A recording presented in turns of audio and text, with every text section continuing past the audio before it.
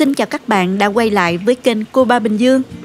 Trong tiết trời se lạnh hay mưa dầm, còn gì hấp dẫn hơn một tô bún riêu nóng hổi đậm đà thơm phức.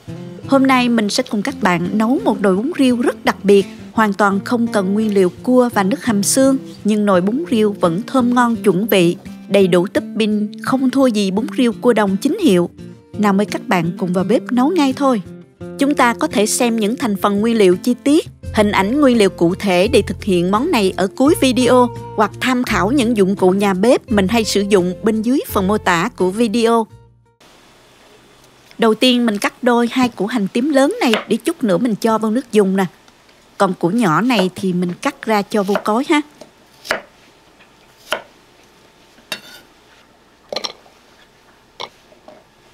Thêm 4 tép tỏi nữa, xay nhuyễn tất cả.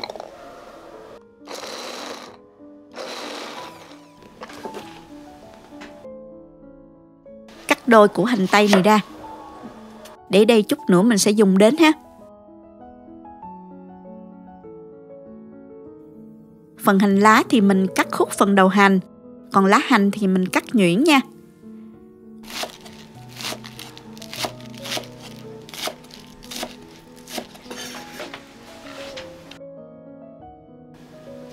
Xong rồi mình cắt chanh nè, thành miếng nhỏ nhỏ như thế này. Cắt thêm ớt nữa để ăn kèm.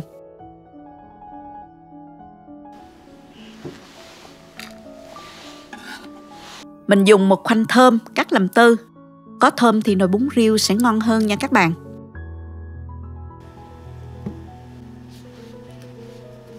Cà chua thì các bạn cắt múi cao ha, to to một chút vì cà rất là dễ nhừ nha. Các bạn có thể bỏ bớt hạt nếu thích ha.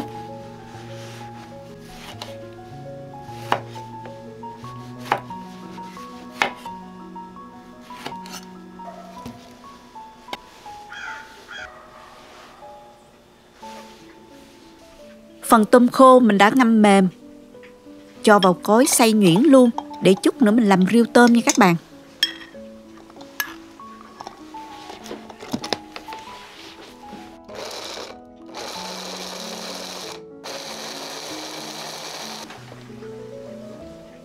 Và mình dùng thêm 70g tôm khô này để nấu nước lèo cùng với đầu tôm ha. Tôm này mình cho vô chảo rang thơm trong 3 phút với lửa nhỏ nha. Khi nghe mùi thơm là được nha các bạn.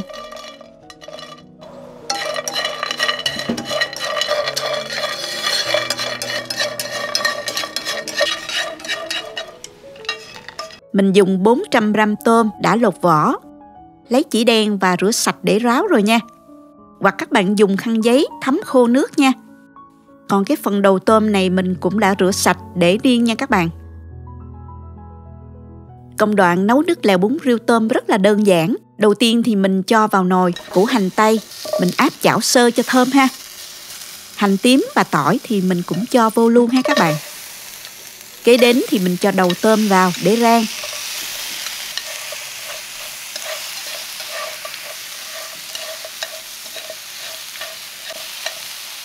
Hành tây đã được rồi, mình gấp hành tây ra cho dễ rang nè các bạn.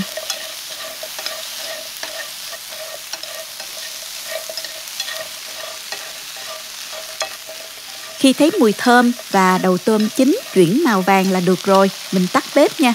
Rồi mình cho tất cả qua nồi lớn này để nấu nước lèo, gồm có nè, đầu tôm, hành tỏi, tôm khô đã rang lúc nãy mình cũng cho vô luôn. Hành tây nè. Và mình cho vào đây 3,5 lít nước.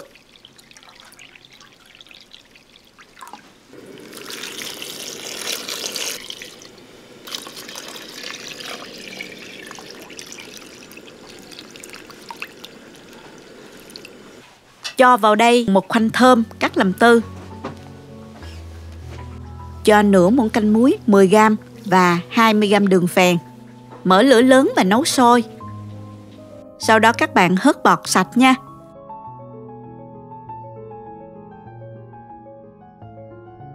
Rồi mình hạ lửa dưới mức trung bình và mình nấu trong 50 phút.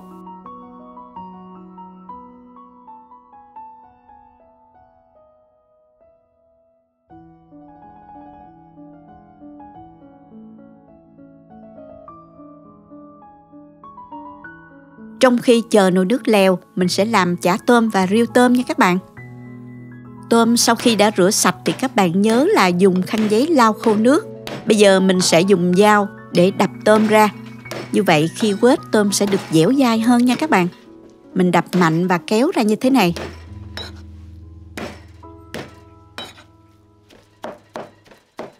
Xong rồi mình băm tôm ra ha. Các bạn có thể cho vào cối xay cũng được. Và cũng không cần phải băm quá kỹ đâu nha các bạn. Như vậy là được rồi. Tôm này mình sẽ chia ra làm 2 phần. Một phần mình làm chả tôm, còn một phần thì mình làm riêu tôm. Mình có ở đây là 250g giò sống để làm chả tôm và riêu tôm. Phần chả tôm thì gồm có 250g tôm xay, 200g giò sống. Nêm vào đây 1 muỗng cà phê bột nêm gà, 1,5 muỗng cà phê đường, nửa muỗng cà phê tiêu, 1 muỗng canh màu dầu điều để màu chả được đẹp hơn ha. 1 muỗng canh hành tỏi xay nhuyễn. Mình bao tay trộn đều nha các bạn.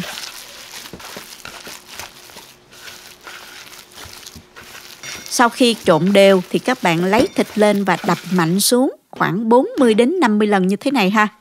Giúp cho phần chả của chúng ta dẻo dai hơn đó. Nếu làm nhiều thì các bạn có thể dùng máy trộn bột quết cũng được nha. Như vậy là được rồi. Mình đi chiên chả tôm nha các bạn.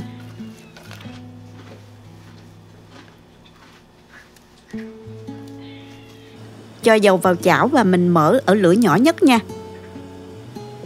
Mình vo tròn và ấn dẹt xuống như thế này, rồi thả vào chiên.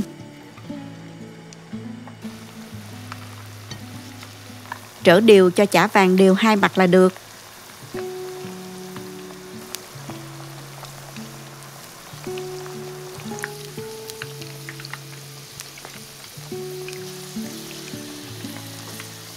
Rồi mình vớt ra cho ráo dầu ha.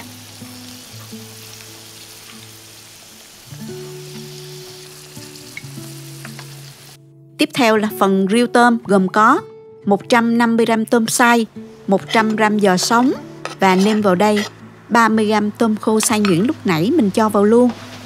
Nửa muỗng canh hành tỏi băm, nửa muỗng cà phê bột nêm gà, 1 muỗng cà phê đường, nửa muỗng cà phê mắm tôm, nửa muỗng canh gia vị nấu bún riêu tôm, loại có bán sẵn trong hũ, hiệu nào cũng được nha các bạn. Thêm 2 cái trứng gà, mình dùng size nhỏ nha.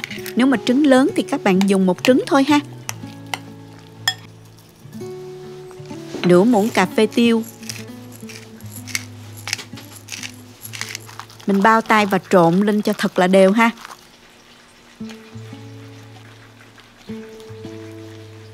Nếu các bạn không thích làm chả tôm thì phần riêu tôm không cũng được, nồi bún riêu vẫn thơm ngon nha. Như vậy là được rồi nè. Bây giờ quay lại với nồi nước lèo. Sau 50 phút thì tôm và đầu tôm đã ra hết chất ngọt. Mình dùng rây vớt bỏ mọi thứ ra. Nếu kỹ hơn thì các bạn có thể lượt lại nước lèo ha.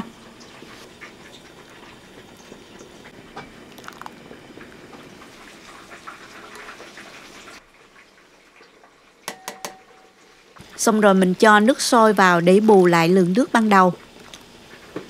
Mình cho riêu tôm vào.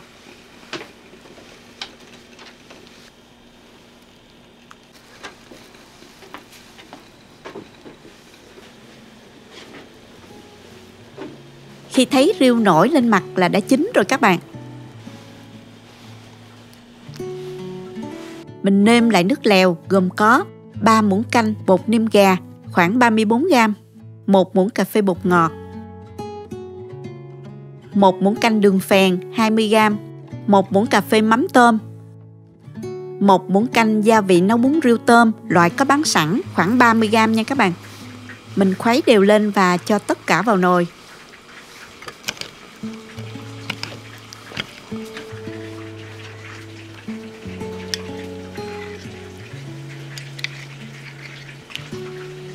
Khuấy đều cho gia vị tan và thử lại. Theo mình thì rất là vừa, tuy nhiên các bạn có thể điều chỉnh theo khẩu vị gia đình ha. Cho cà chua vào sau cùng, vì cà rất là nhanh chín đó các bạn. cho đầu hành và đậu hũ đã chiên sẵn vào luôn.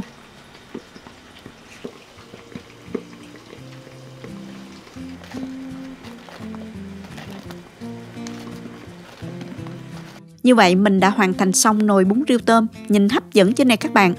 Rất là thơm luôn.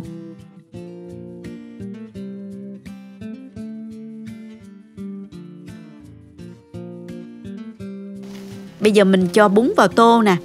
Cà chua, riêu tôm cùng với chả tôm chiên.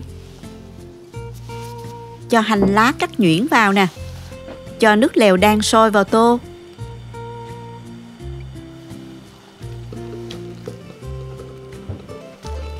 Cho rau muống bào, giá và thêm một ít rau thơm. Nêm thêm một ít mắm tôm nữa cho đậm đà.